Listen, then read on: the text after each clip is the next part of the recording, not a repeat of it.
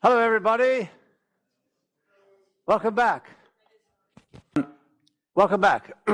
If we've learned anything by now, you've learned about the importance of repetition. We learn by repetition. So we're going to do a very quick, compact study of everything we've done since we started. 31 of you handed in a sheet saying what you did for the last 4 weeks when we were away. Every one of those 31 people who responded did stuff. You did stuff. Some of you, most of you daily, definitely twice a week. I was surprised how many people, and delighted by how many people were trying to do exercise, even modest exercise. So this slide will remind you of a discussion we had that was done by Jane McGonigal, where she talks about the importance of doing stuff. It's the difference between being the passenger in the car, back of the car, as opposed to being the driver. And I'm talking about that metaphorically. When you do stuff like coming to this course, when you do stuff like the 31 of you who said that you were doing stuff every day, that's doing stuff. You see, if you don't do stuff, this is what happens in these sections of your brain. They're inactive. But when you do stuff, they suddenly activate. And by doing stuff, there's less depression, more motivated, better memory. It affects motivation, mood, and memory. So well done, all of you, because this is what this course is all about. It's about doing stuff daily, and if you do it daily in time, you'll get there. It's not going to happen quickly, but I can tell you, based on your feedback, you're doing stuff. That's fantastic. I'm here to encourage you. It's fantastic because it's doing that little bit of stuff that moves you down the road. Remember, we are applying this toolbox to this program about how CBT, cognitive behavioral therapy, fits in all of these various boxes. This is how we started off. This is our curriculum. And we started off with? We talk about 1-degree course correction. And to understand that often that course correction is a very subtle way of thinking, a slight shift in how you think. So when you think about the word need, what comes to mind? Is the need sort of a thing that's positive to you? Yeah? Anybody have a negative connotation around need? Yeah. That idea, have you ever heard somebody's needy? Ever had the fear that you might be needy?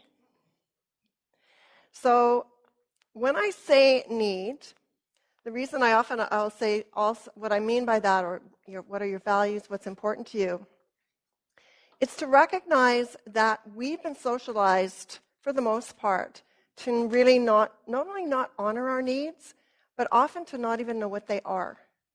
We're socialized into what we're supposed to do, what our obligation is, what's expected of us. But not so much, if you think back to your childhood, how many times do you remember someone saying, well, and what do you need here? I don't remember that. So it's just to understand that we are aware that if our needs for air, water, and ultimately food, if those needs are not met, we're not even going to survive physically. But understanding that emotional needs, if they're not met, has a huge impact on our quality of life. And also there's an implication that if you focus on your needs, you're being selfish. You're self-centered. That's kind of another message our society sends to us. The other word I'd like to talk about again is feelings. Because again, and I'm sure that you've had this sense too, that sometimes some feelings are welcomed, some not so much. And to express feelings isn't something that's encouraged many times. Feelings of celebration and joy, more so than feelings of, say, grief or sorrow or sadness or what is interpreted as negative feelings. So if I could invite you to have a 1-degree course correction, my invitation to you is to start to think about feelings differently. to recognize that you have been socialized to some extent to not feel, to somehow put your feelings on hold, to tell yourself you shouldn't feel that way. And that is actually counterproductive because feelings are our lifeline. They're important. They're what point us to our needs. And oftentimes we can't understand, we can't get to the point of understanding what our needs are because we don't know what our feelings are. And without feelings, we can't get to the needs because the needs are the end of the line. Feelings are the signposts that get you there. So the thing that and feelings, you can spiral. If you just express feelings without connecting to needs, then sometimes people will say, well, if you just let yourself feel bad, you'll just feel bad and you'll just feel worse. If you just stay with feelings, that is possible. But as we mentioned last week, needs are the bedrock. If you can connect to what the needs are, that's what's going to stabilize you. So to what extent you can put that somewhere, I'm not sure where you put it, but if you can start thinking about feelings and needs differently. For example, we talked about lifestyle changes. And all of you, I'm sure, can relate to the fact that your lifestyle has changed as a result of pain. So it changes usually because there's needs that are simply not met, quality of life needs. So your needs for energy or mobility or comfort, you can't meet those needs in the same way that you did before. So your need for energy, just to go for a walk sometimes. That need for energy, not met. What feelings come up? That need for mobility, need for concentration and energy around work. And sleep. Sleep is a need. And there's a lot of feelings related to that as well. Mobility for exercise, sport. Some people, their whole life revolved and focused on sport, and now they're not able to do what they were wanting to do before.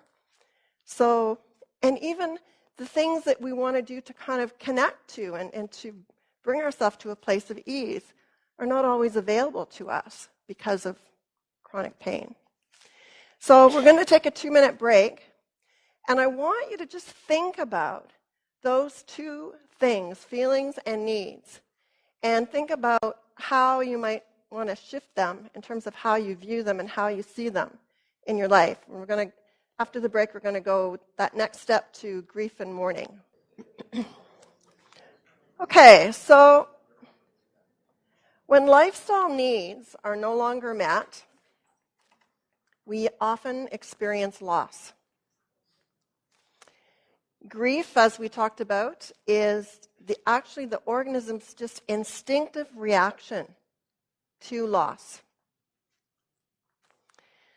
But there's two people that I mentioned. One is Robert Niemeyer, who is a scholar in grief. And he talks again about the importance of feelings and expressing feelings in the context of telling the story is really helpful in healing grief. Alan Wolfelt is another grief teacher, and he also talks about expressing feelings or mourning. It helps to reconcile to change, and it helps to heal grief. Now, it's one thing just to tell people, okay, you just need to express your feelings.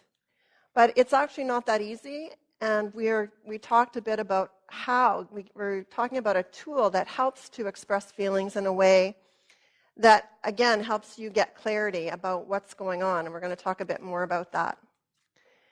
But according to both of these two scholars, grief is more than a feeling. It's that reaction to loss. And there's not only feelings involved with grief, and not only different feelings. I mean, sadness is definitely one feeling around grief, but there's anger, there's regret, there's confusion sometimes. But there's also thoughts.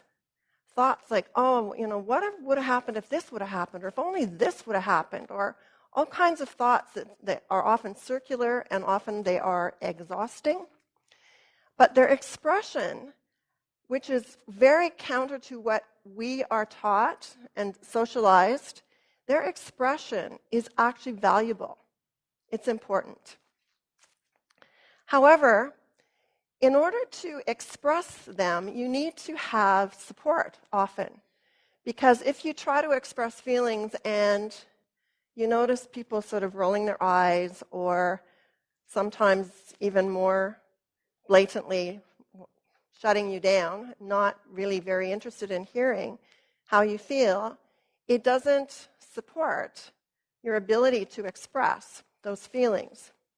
So on our chart there, gathering support, having support is one of the most important things around healing of anything, certainly around grief, social support. But as we've all, I'm sure, aware, sometimes the support that we think we have isn't really as helpful or as positive as we would like. And I'm sure most of you have had the experience that sometimes you actually feel worse after talking to people. Had that experience? So yes, the way to heal grief when you have loss is to express. That's how you mourn. But it's so important to have support and have people who can support your expression. So what's important is to find people who are safe. Find people who will welcome your expression. And so I often talk to my clients about, if you think about all of your friends, you'll usually, if you think about it, come quite quickly to the realization that there's certain people in your circle of family and friends who kind of get you. People who, you can laugh one minute, cry the next minute, and they're okay with that. They're okay with you being who you are. And there's often people who are maybe not totally get you all the time, but they're close. They're almost there. With a little bit of help, they can kind of get you as well. But there's usually people who, you know what? They will never get you in this lifetime. And that doesn't mean they're bad people. It doesn't mean that you never want to spend time with them. But when you need support, when you need to express, they're probably not the people that you want to be with, because you have to have a mask often to be with those people. So when you're feeling vulnerable, it's good to be with people who get you, or at least almost get you, because that's how you can mourn, and that's how you can heal. Only if you feel safe, if you have a compassionate witness. And as we mentioned, you have good days and bad days. And so on a bad day, it's like you fall in a hole. And when you're in that hole, you have something called mood-dependent memory, which means all you can remember is that you've always been in a hole and you will always be in a hole. And that's when support is helpful. That's when you need a lifeline. That's when you need someone that you can phone, or a book that you can grab, or something that can not necessarily bring you out, but something that you can hold on to until you come out naturally. And we talked about the idea that if you cut yourself, you don't have to understand how healing happens. You don't have to understand there's platelets and there's B cells and they work together. But you do, it's helpful if you know that if you protect it, if you keep it dry, if you keep it clean, you're much more likely to heal, right? And quite honestly, if you don't, it's not a given that you will heal. You can get infection. And so I believe that emotional healing is very similar, that your job is to nurture and have compassion for yourself. And part of that is often to have a safe space and find safe people, so that you're not, because the best place to mourn, to express, is not on your own. It's better than not expressing. But to have people who are safe, who welcome your expression, makes that expression so much more powerful. Because we are wired for connection, but we need a certain quality of connection, right? So when you fall in a hole, sometimes you are triggered. You know that what happened. Something happened that put you in that hole. Someone said something or something happened. Sometimes you don't even know what the trigger is. But it's helpful to know one of the ways, one of the lifelines, one of the things that can be helpful is to recognize that just getting clarity can be helpful. Just that sense of connection to yourself. And so if you start realizing that oftentimes feelings Feelings are what are going to point you to what would be helpful right now, what's important to you. Because often we just don't think that way. But if you're feeling lonely, maybe you need to connect with someone. If you're feeling pain, maybe a bath, maybe, if you start thinking about what are the feelings and what direction are they pointing you. And to remember that the no wonder is the trigger that helps you to remember, no wonder I'm feeling this way. I don't have to talk myself out of it. I don't have to pretend I don't feel this way. And remember, what you resist persists. If you resist those feelings, they'll stay there forever. But they're there because there's a healing purpose for them. And so we tell you it's important to express. But if you go through this process, then you have an expression that is more connecting. Because sometimes I know it's very possible that you can express and actually things get worse, especially if you're feeling angry. And you might say things that you regret. Or if you're just feeling, down and you start cycling in a feeling. What this will do is get you connected to that life force, which is feelings, and connected to what's important to you, what your needs are. Does that make sense? Yes, and that's why I talk about the people who get you, the people who almost get you. Because again, we've been taught to not feel. And so sometimes people are upset because people that they are maybe very close to and they expect would be there for them when they're grieving are not, and they don't understand why that's happening. And often why it's happening is because they don't know what to say. They don't know how to be there for you. And so because they don't, and they can tell that you're in pain, and it's actually quite excruciating to be that you care about someone, but you don't know what to do. So what you tell yourself is, you know what? They're good on their own. They probably need space right now. They look like they need space. So I'll do them a favor and just either not be there physically, or even though I'm there, I'm not really there, right? And what they don't understand is that often there's nothing that they can really say, but that they show up, that they pick up the phone, or that they walk through the door is helpful, because really it's their presence. We don't want to be alone with what we're dealing with. And it's very limited what people can really do, but they can companion you. They can be with you. And that they can do authentically. That's a really good point. That brings us to the next big thing, that link between CBT and mindfulness, yoga, breathing, all that sort of stuff. So this again is a review for you. And even I have finally got it. You see, I have this patient who comes in to me and she says, the CBT stuff isn't working. It doesn't working. It isn't quick enough. I expect something. It's not working for me. It's just driving me crazy. What she doesn't know is she's just given me the perfect CBT moment. So I don't talk about CBT because that's what's driving her crazy. Remember, you're triggered by one thing, but triggered by other things. So my question to her is, okay, I see that you're activated by CBT. So let's just start talking about CBT. So what are you telling yourself in the moment that CBT doesn't work? Well, what is it you're thinking? What are your thoughts? Well, I'm angry. It doesn't work. It's supposed to work quickly. I need to. So I've now teased out of her thoughts.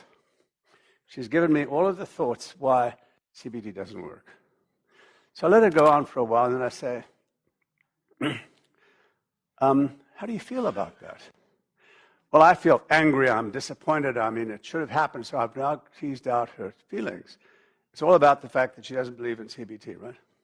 So we've now been able to talk about feelings, and I say to her, as Marianne says, so what are your needs? Well, I need some calm in my life. I need some peace. I need some order. I need some gradual progression towards feeling better. Perfect. So I understand that you need these things, you see. So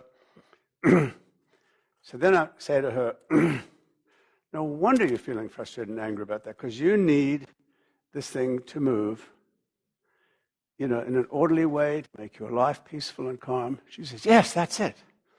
So, you see, in the moment, I've been able to take the fact that she doesn't like CBT as the CBT moment, to actually walk her through it without her knowing about it.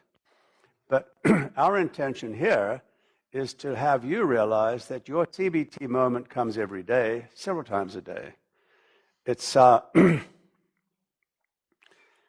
you've got a busy day, you're coming home from work, you've got to go to the grocery shop, you come home, and you get under the groceries and you say, didn't get the milk.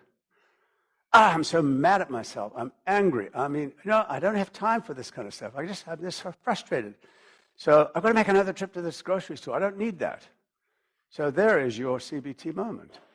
Now, wait a minute. What am I saying to myself? I'm not a bad person. I'm doing the best I can. I'm doing fine. I got all the other groceries. So I need some kind of peace and calm and some resolution around this thing. And then Marianne keeps talking about support. Yes, my friend, my spouse, my neighbor, my sister, my cousin is working late. I'll just phone them up and say, bring home some milk. And so you can rethink your things in the moment. So those are the things that happen to us every day. So I want you to know that CBT is the decision-making point. We make dozens of decisions every day. And every decision you make is based on the thoughts that you're holding. And you can go through this process automatically. You see, there comes a time when you won't even need that sheet. But remember, you have it, you can print it, and I know some of you have printed it and used it. So this is the core of CBT. I told you a little bit about mindfulness. It comes from this guy, Kabat-Zinn, who popularized ancient meditational practices and took the religious component out of it. And I told you about the history of CBT and the history of meditation.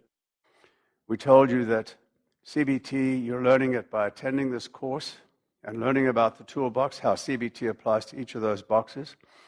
And we told you that meditation, mindfulness is about repetition, autogenic training, repetition, doing it over and over again.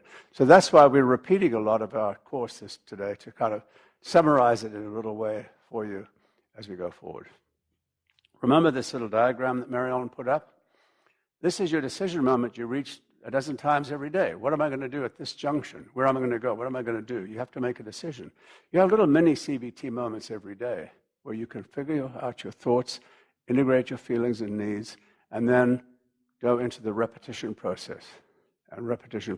So I hope that's helpful to you in that regard. You need both. These processes become embedded in memory systems. Remember I told you about that? We have a brain memory system, we've got an immune memory system, we've got an endocrine memory system. And then last week we spoke about the importance of knowledge about pain and how self-management programs are critical. I gave you the reference to this lady in St. John, Newfoundland, who is the leader, a Canadian expert on this field. And this brings me to this slide about the pain resources. And you remember at the bottom, I've got the Center for Aging at Victoria. And this CBT course that we're giving you now is about education and knowledge. And then 2 or 3 of you here today weren't here last week when we talked about cannabis. We told you about the phenomenal discovery that we actually have cannabinoids in our human body. We discovered it only in 1992. This is a molecular system that's been present for 400 million years in vertebrate animals. And all of you can remember what you were doing in 1992. It's that recent. It's in your lifetime. We only discovered just recently, a molecule that exists in the human body that is like the molecule that we find in the plant. And here they are. This is on the human side is the anandamide molecule, and it looks almost the same, but for a couple of little carbon atoms in the top left as the agent we find in the plant. And I told you a little bit about in the cannabinoid family. This is talking about the plant cannabinoids, the the plant, there are two dominant products. One is THC, which is psychoactive, and that's why the kids smoke it, and that's where the money is. But on the non-psychoactive is the miracle drug called CBD. And I told you that THC is not a product that I promote. It's psychoactive. It hijacks the human endocannabinoid system. It has a long life, so it occupies the molecular cannabinoid center, and the own endocannabinoid has a shorter life cycle. It's trying to get in, but it dies. It's metabolized, and it's still being hijacked by the external THC. It impairs judgment. We know that there's an increased accident rate, which we're going to watch increasingly, and it harms the adolescent brain. Young people from the age of 18 to 22, 17, 16 to 22, there's evidence that it actually can cause long-term damage to the brain. But CBD is not psychoactive. It doesn't hijack anything. It does have a short life, but it produces itself regularly. It has no impaired judgment. It has no side effects. It's an anti-inflammatory. It's an anti-anxiety. It has some pain relief benefits. It has some sleep benefits. While I was walking over here today, I got a phone call from a patient who said she'd been away from her medication for a week because she'd gone to the States and she didn't want to take it across the border. And she came back. She was extremely anxious and apprehensive. And within 2 days, her anxiety had subsided. So it works. But a lot of research is needed, and this is what we talked about for those of you who weren't here last week. Everybody, as you can see, we've been working our way around the toolbox. And we've got 2 left before now and the end of the month. One is sleep, and the other is gentle exercise. And next week we'll talk about exercise, and you'll be surprised to learn of the importance of CBT and exercise if you haven't thought about it before. It was an insight to me as we were preparing this course. But today we're going to talk about sleep. Now, some of you may have no difficulty with sleep. But I am quite certain that I know that that's not the case for the majority of you. The majority of you are challenged by sleep and chronic pain. And this is an opportunity to give you some education about sleep and to give you some advice and tools. And each of you is holding in front of you our sleep strategy sheet, which I'm going to work through bit by bit. There's colored pictures front and back, which I'll explain to you. And we're hoping that this is, we've had previous experience with other groups that people have found this information helpful.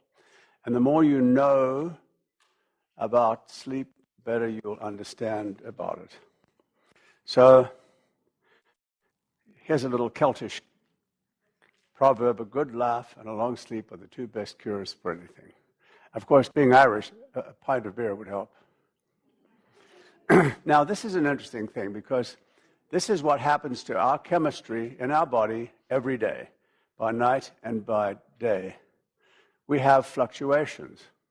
Now, when you fly to Toronto or London, England, or Hong Kong or wherever, you all know about the time lag. Well, what that's all about is while your body catches up with your normal hormone regulation.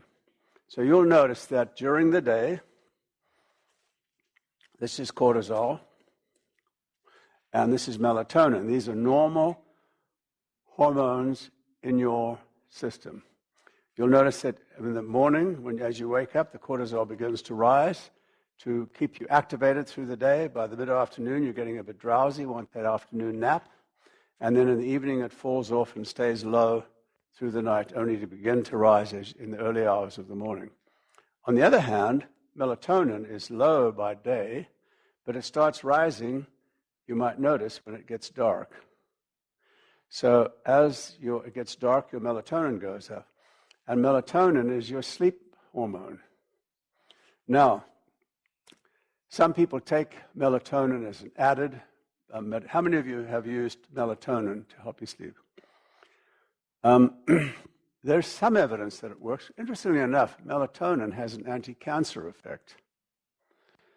We just completed a trial here with lung cancer patients where we've been randomizing patients to post-surgery to melatonin versus a control because there's some evidence that it even has an anti-cancer process. So The fact that you have a healthy melatonin is an important thing for your health. Not unexpectedly, these molecules have implications in different aspects of our body, but without a melatonin rise, you will not sleep. And if you take melatonin, you help a little bit, but in a way, it is better, just like CBD raises your own endocannabinoids. If you have ways to raise your own melatonin, and there are, and I'm going to teach you about them, it's better than adding melatonin. The research shows that the best place for melatonin is to adjust to your travel lag. So if you fly to Hong Kong or London, England, or Toronto, or Halifax, it's that time of where it takes you a few days for your body to synchronize to where you are. So these are normal variations that happen every day in our blood chemistry. Now, I'm going to introduce you to the concept of sleep cycles. We don't go to bed at night and wake in the morning as if we've been asleep the whole night. Not at all. It doesn't happen that way.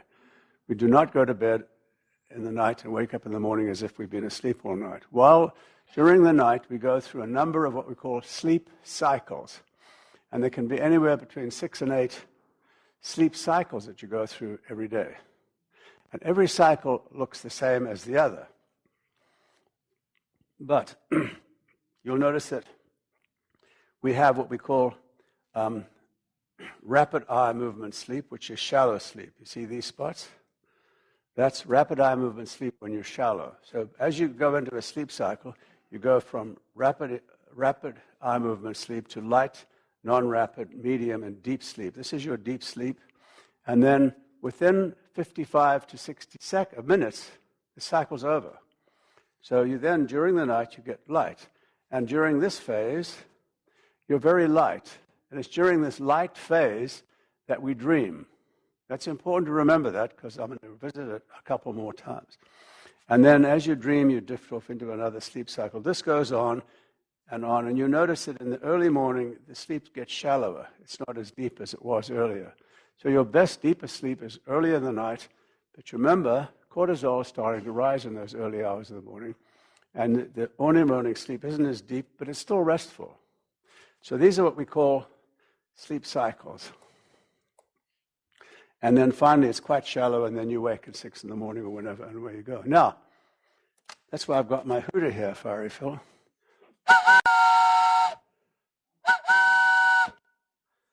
You see, you got it. So you see, you've got to remember it through different ways. You see, this is another way of prompting you about sleep cycles.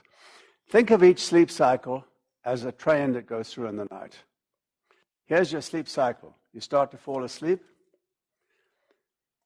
You go into the non-rapid eye sleep, light sleep, a little bit deeper, and then you wind up back in rapid eye sleep, and then you wake up. And in that latency period, it's quite common to actually wake up at night. It's normal to wake up 2 or 3 times a night. So if you think that because you woke at night it was abnormal, then that's the first thing you've got to learn.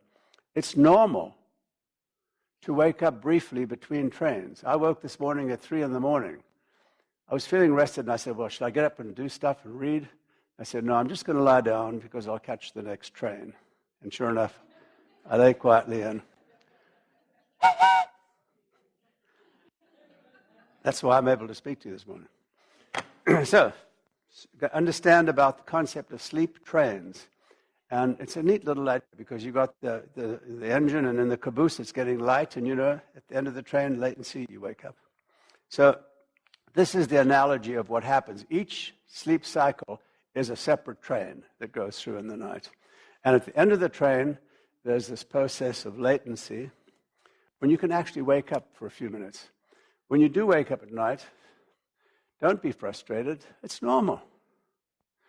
Yes, you may be aware of pain at night when you wake up, but just lie quietly, do some deep breathing, slow breathing, do some mindfulness while you're there, and for minutes you'll catch the next train out of town.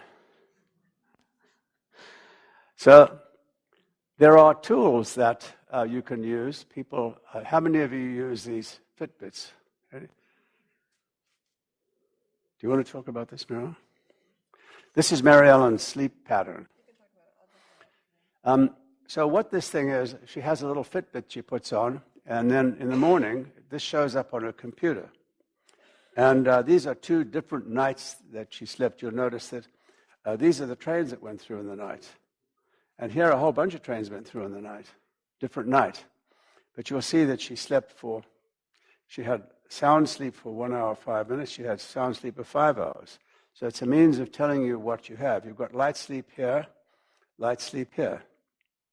And so how many times you woke in the night? 3 times. How many times you woke in the night? 1. So this is where she woke.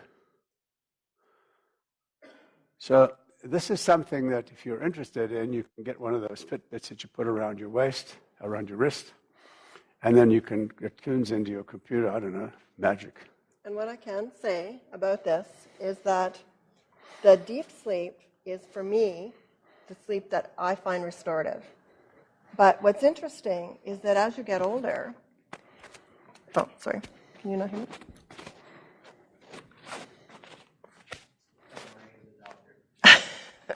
So the deep sleep is what I find the restorative sleep. And so you'll notice 55% as opposed to 96%. I felt totally different at the end of this one than I did at the end of this one. But what I find really interesting as well is our daughter, who is early 20s, has the same Fitbit. And looking at her sleep cycles and looking at ours is remarkable. Because when you're younger, you don't need as much deep sleep. And so most of her sleep is light sleep and very little deep sleep.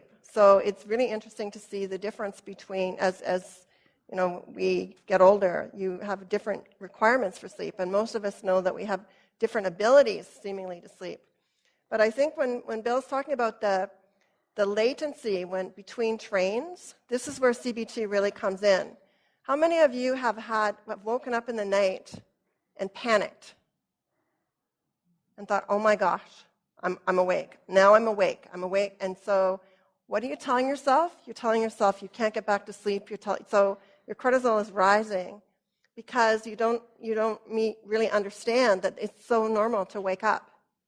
And I can't tell you the difference it's made for me when I wake up and now I think, oh, I just have to wait and I'll catch another train. And it seems like a hokey way of thinking about it, but it's made a huge difference in my ability to go back to sleep when I wake up, just recognizing that it's really normal to wake up. And it's actually that's kind of the CBT in that decision node that can help you to get back to sleep. The one thing I'm aware of, that the deep sleep happens usually before midnight, and the light sleep is after midnight. So if you are a night owl and you can't get to sleep before midnight, that's the problem. So. To know about sleep, you have to understand about vision and light. Remember, we only have 5 senses. We've got touch, we've got taste, smell, sound, and sight.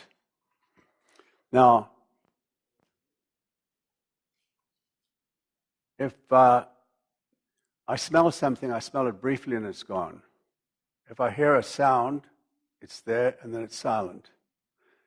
But when the light is on and I'm looking, all the time you're awake, there's a constant flow of light into your eye, and there's a constant flow of electrons from your eye to your occipital brain at the back. Happens all the time, steady.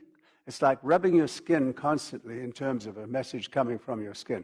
Your eye receives light constantly when you're awake, so it never relieves itself. Now, to understand sleep, you have to understand vision and light, because this is how you may help. It may be a clue to help you and others. Now, this little diagram shows our 2 eyes and the retina, and then the messages come from the retina when the retina is activated by light. Nothing else, light. And the message comes down the optic nerves through what they call the chiasm, where they're split both ways and they're mixed up, and then they go through the optic tract to the back of the brain, to the occipital cortex of the brain. Now, what's interesting about this is right here, right at the junction where all these constant flow of electrons are going past these things is a little nucleus, which you don't have to memorize this, but for those who want to memorize it, it's called the suprachiasmatic nucleus. It means it's the nucleus that sits above the chiasm. Think about it as the sleep switch. So here we have a sleep switch in our brain that sits right there, where all these light messages are firing from eye to back of the brain constantly when you're asleep.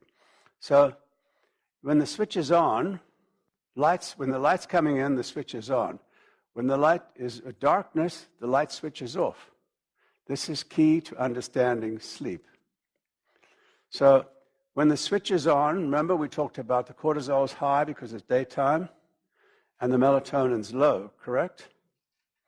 And at nighttime, the sleep switch switches off, and it sets down the cortisone, and it raises the melatonin, remember?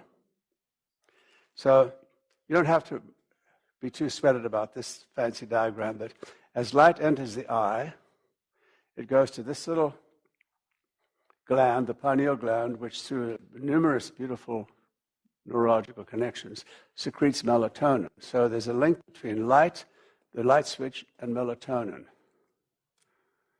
Fancy that. The pineal gland is this little thing here. This is the light switch, and the pineal gland is there. You don't have to know the anatomy other than that. The light switch sends a message to the pineal gland secretes the melatonin. That's all you need to know. Now, sleep is a state we enter to fix systems that are put under stress when we're awake. You heard Mary Ellen say when she slept poorly one night, the next day she wasn't feeling well. You heard her tell you that when she slept better, she functioned better. Welcome to the world. Every one of you knows what I'm talking about. Sleep impacts every major system in the body. It impacts every major system in the body. I'm talking about brain, metabolic system, cardiovascular, respiratory, intestinal, reproduction, thermoregulatory, you name it, endocrine, it affects everything.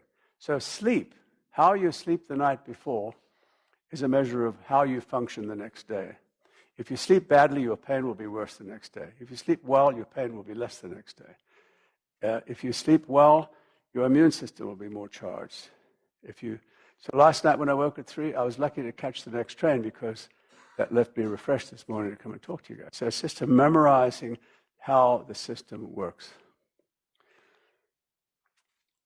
Social and emotional life. Sleep, and in particular the rapid eye sleep, which is shallow sleep, helps to recalibrate emotional functions in the brain. It helps us process memories and keeps our social and emotional lives on track. Now, the reason I told you that we dream only during shallow sleep, so if you waken in the night and we don't remember dreams very many times. We just know that we dream. Sometimes you have a funny dream that you do remember, but you forget it within an hour, unless you write it down. But if you wake and remember having had a dream, you know that's perfect. This is when you're supposed to wake. This is the end of a cycle. So if you wake through the night and you say, wow, I was having a funny dream, that's great. Know that that's normal, and it also tells you that you've completed a cycle. This is great. Check that one off.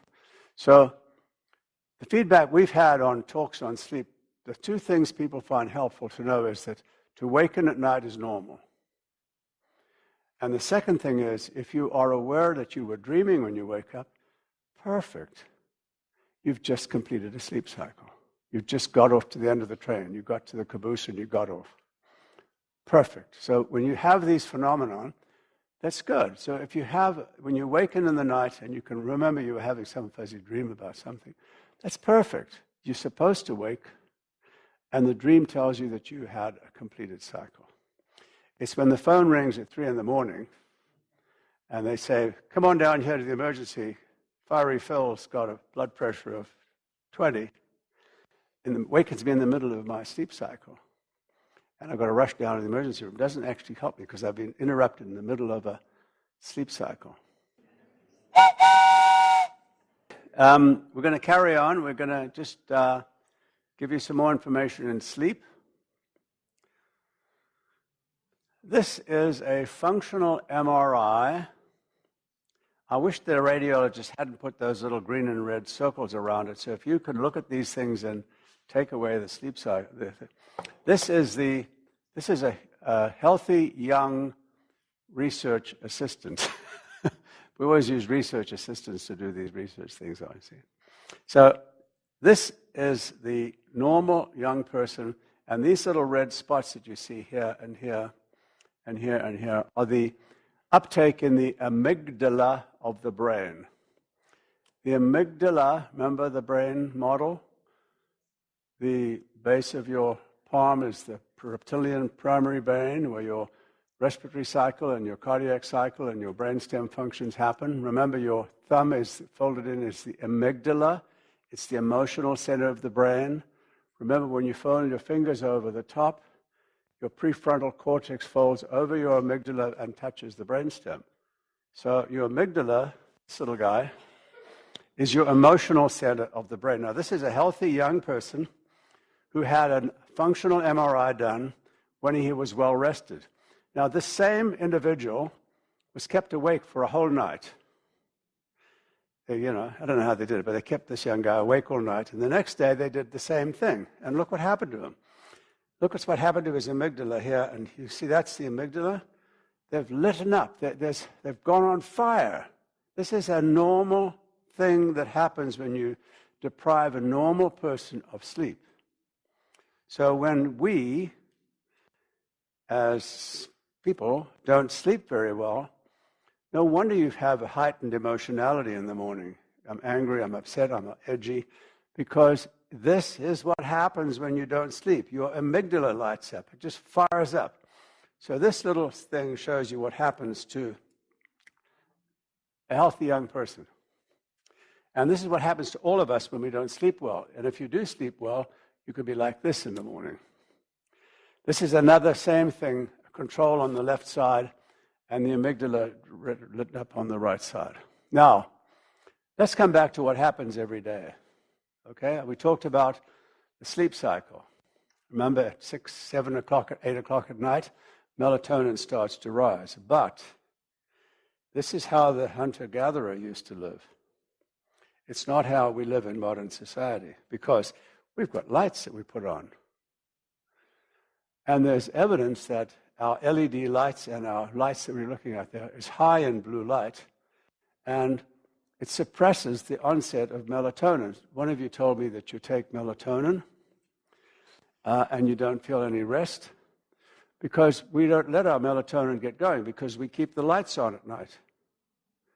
I have a patient who at night, 7 o'clock, she doesn't put any of her lights on other than dinner. She then lights a candle and takes a candle from room to room. She avoids this thing. Now, this is what we do to ourselves. We delay the onset of melatonin, and then we wonder why we go to bed. We say, well, whatever time you pick. We go to bed, I can't sleep. Well, hang on. We did it to ourselves. You put light in your eye. Remember, it's all about light in your eye. If you put light in your eye, you will delay the onset of melatonin. So for those of you who take melatonin, you're trying to force a system, you're trying to force your brain into a system that if you only allowed it to work better, it would be better. Now, the next thing we do is we set the alarm and get up early in the morning, because I've got to be up to work early. So we shorten the opportunity for your own brain to give you your own melatonin, which is the best melatonin. Your own endomorphines are the best morphines. The own endocannabinoids are your best endocannabinoids. And your own melatonin is your best melatonin. So this is what we do to ourselves. And then we say, I can't sleep. I'm emotional. I'm upset. My pain's worse. A lot of this is self-inflicted, not you. I'm not blaming you. I'm saying this is what happens in our modern world. This is what we do. So I'm going to go back in terms of light. Remember, I told you to understand light. It turns out that white light, if you put it through a prism, you know about this. Richard of York gave battle in vain. Remember that. Red, orange, yellow, blue, green, blue, violet, indigo. It turns out it's the blue light. It's the blue light spectrum. That's the one that turns off the melatonin, not the other ones. It's the blue light spectrum that turns off the melatonin. It turns out although LED lights, and I'm thrilled about the fact that it's an energy saver and it's good for conservation, LED lights are high in blue light. And so we have LED lights. So if you want to, write this down. If you Google f.lux, f.lux, software to make your life better. If you Google that, you'll find an app will pop up, and you can download it on your Android or your iPhone. You can also download it on your laptop. We have it. Marielle and I have this thing. It's on my cell phone, and an app will pop up, and there it is. And then I can adjust on my laptop when I want blue light taken out of my cell phone. At 7 p.m., I get the blue light's gone out, and it gets a sort of an orangey, funny look to it. So what I've done is I've taken out the blue light, and I'm left with a sort of a yellow-orange light, and it doesn't affect my melatonin. So my melatonin starts rising at 7 p.m. instead of staying shut off. Now, you can download it on your laptop. You can even be screens to put in front of your television. So some people sit and watch. Some people have televisions in their bedroom. I'm not going to ask how many of you have that, but that's the worst deterrent to sleep you can imagine. You're putting white light in your brain, blue spectrum light into your brain, and then you put the TV off or you put the computer off and you expect to sleep. Good luck. My sleep habits have improved dramatically since I put this thing on. That's a good question because a lot of people need sleeping pills, and it's hard to cover it as a general topic because people who are prescribed sleeping pills it's done by your doctor in consultation with whatever else is going on for you. So I don't want to generalize. But even for people who take sleeping pills, this physiology is what's happening behind the scenes. So you may find, I'm not saying you will, but you may find a less dependency on sleep if you could only get your own melatonin to kick in. So you see, what happens by these blockers is you block blue light with this F-Lux or other products. And it works. It absolutely works. So this is a very useful thing you can all do. And I can tell you it works for me. Which brings me to a discussion that you asked about waking up 20 times at night. It turns out that there is a sleep disorder called obstructive sleep apnea. This is a condition of breathing abnormality. It's got to do with a brain function abnormality unrelated to pain. So some people, about 1 million Canadian adults have sleep apnea. That's a lot. 35 million people, that's all children as well. I don't know how many that makes adults, 20. 1 in 20 Canadians has sleep apnea. 1 in 4 are at high risk of developing chronic diseases. So if you have sleep apnea, you're at a higher risk of developing chronic diseases. 50% of patients with insomnia, now insomnia is a separate issue, but 50% of people with insomnia have chronic pain. And chronic pain patients we don't know how many chronic pain patients have sleep apnea. That research is a bit soft. But there's this association between sleep and insomnia. Here's the question. If you wake at night and you find yourself painful, you're telling yourself, my pain woke me up. It may not have been the pain that woke you up. It might have been sleep apnea that woke you up. Sleep apnea means you breathe slowly and your oxygen falls below 90. And if it stays low for any length of time, your brain will wake you up because you've got to breathe to live. You gasp and you wake up and startle because you awaken because your oxygen level's low. So are you awakening because your oxygen levels are low and you find yourself in pain, or is it pain that woken you? We know that sleep apnea is a big problem in the general public. And when you introduce sleep apnea to the chronic pain patient, it's a double big problem because is it sleep apnea that's waking you up or is it pain? But if you waken at night because of sleep apnea and you're aware of pain, if we were to treat that sleep apnea, you might have slept right through and not woken with the pain. So it's very important to know what your sleep profile is. Now, so as a generalization, there's a bidirectional tendency. It flows two ways. More insomnia, more pain.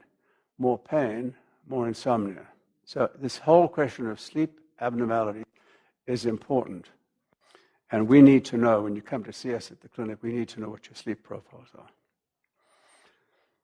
About 50% of people using opioids. Now, this is another interesting question. Opioids depress your respiratory center of your brain, which is another complication. 50% of patients who take opioids have some form of sleep-disordered breathing. 50% of patients on narcotics or opioids have sleep-disordered breathing. And 33% of chronic pain patients on opioids spend a third of their time at night with an oxygen saturation below 90. Can you believe that? I'll say it again. 33%, the middle one here. 33% of patients on opioids spend 33% of their night with their oxygen below 90. They may not have sleep apnea. They've got narcotic-induced low oxygen. And then we talk about how to treat it. But so we want to know about your narcotic profile, and we want to know about your sleep profile, because it's important to know and integrate that in your care in terms of how we help you with these parameters. There's no consistent pattern of objective sleep disturbances in chronic patients, but the bidirectional tendency holds. I've talked about that. Sleep continuity disruption is the most common abnormality. Increased amount of superficial sleep, decreased amount of deep sleep. Now, here's the most important thing you need to know. The sleep architecture in the chronic pain patient is preserved. Even if you're having sleep abnormalities, your architecture is preserved. The train is intact. So here's the point. The important thing to remember as chronic pain patients, your architecture is intact. At least the train is all there. All the pieces of the train. You're not missing a piece. Sometimes in disorders you miss chunks. So the important thing is that the train is intact. The engine's there, the caboose is there, all the carriages in between are there. And other illnesses impact on sleep. And then there's a question of medications and sleep. Thank you for that question. These are all important things to do. So we have a research agenda. Should all chronic pain patients be screened for sleep apnea? We have done that for a while. We screened a number of patients for a whole year. We found a third had degrees of sleep abnormalities. 1/3. Should every pain clinic have a sleep program embedded? We believe it should. Does medication, mindfulness, psychology help sleep? We believe it does. Mary Ellen said, your moment to think about that little mini cognitive thing is when you wake at night and say, well, I had a dream. I know it's normal. Just lie quietly. Be calm. Don't panic. Don't be anxious. Catch the next train. So those are the points I wanted to make. At the bottom, it's normal to wake between pains. Did you wake because of pain, or did you wake because of low blood oxygen? And was it a toilet call? So these are all things that are inherent in everyday life around pain. This is your, we've put this out as sleep strategies for you. And I'll go them very quickly because they're all here for you to read. But these strategies help a lot. And I should have put one more on this thing, and that is get a screen for your computer, get a screen for your cell phone, and block the light, block the blue light. That's an added one that I will add for next year. So go to bed and wake up at the same time every day, regardless of the quality of your sleep. The bedroom must be dark. How many of you how many of you have a dark screen? Dark.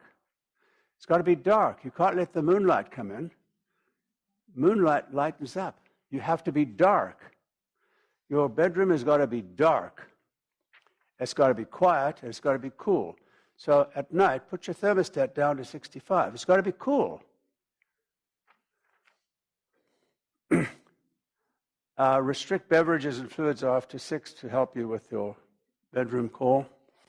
And the other thing is exercise earlier in the day, but not 2 hours before you go to bed, because as you exercise, you pump up your systems, and you're trying to calm your systems down.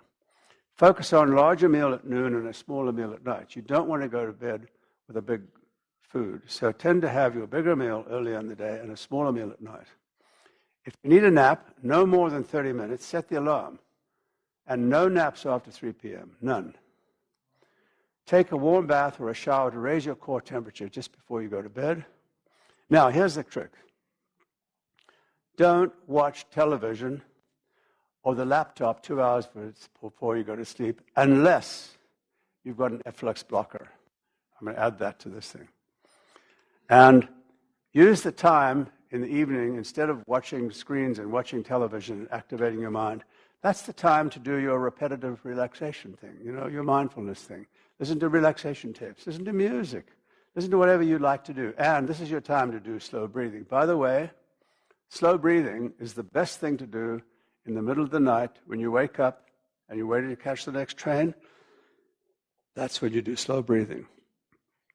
If I wake in the night, I start slow breathing, and I can't remember when I fell asleep because I fell asleep. But I go into a slow breathing pattern at night when I wake up. This morning when I woke at 3, I did some slow breathing, and I got on the train out of town. So your conference is scheduled to end in 2 minutes.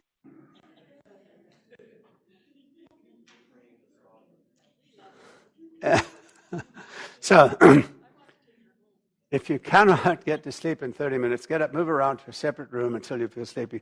Avoid switching on the lights, the TV, the computer. Rest, meditate, breathe slowly. Understand sleep cycles. Now you know about sleep cycles, the trains that go through in the night. They're normal, they're healthy, they're good. If you have a dream, it's great. It means you've just completed a sleep cycle. Rest quietly, do some slow breathing, and you'll catch the next train.